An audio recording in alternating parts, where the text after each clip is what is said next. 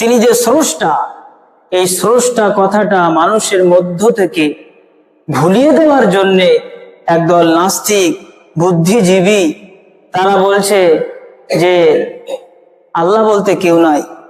বুদ্ধির ঠেলায় তারা বলে সৃষ্টিকর্তা বলতে কেউ নাই। তাদের থিওরি হচ্ছে দেয়ার ইজ নো গড।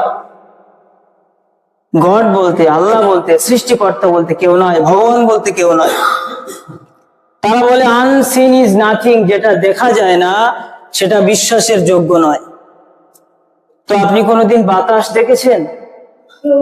আমরা বিশ্বাস করি বাতাস আছে। ফুলের সুঘ্রাণ দেখেছেন? না, আমরা বিশ্বাস করি সুঘ্রাণ আছে।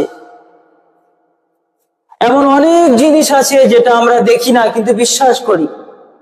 আল্লাহ রাব্বুল আলামিনের চেনার জন্য আপনার বডির মধ্যে আপনি নিজেকে নিয়ে যদি ভাবেন আল্লাহকে চিনতে পারবেন।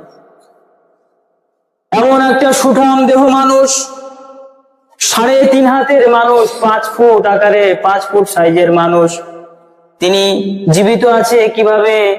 তিনি খাচ্ছে, ঘুরছে, চলাফেরা করছে, এমন ভাবে সব কর্ম তিনি করছেন, তার ভেতরে রূহ আছে, জান আছে।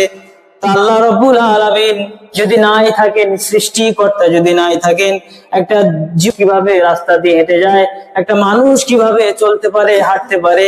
নিশ্চয়ই এর কোনো সৃষ্টিকর্তা আছে। আল্লাহ তাআলা আছেন, সৃষ্টিকর্তা আছেন। ও আল্লাহ তাআলা প্রতি শব্দে, স্ত্রীলিঙ্গে একটিও শব্দ সারা পৃথিবী কি খুঁজে পাবে? পাবে না। কথা বলুন, পাবে? পাবে না।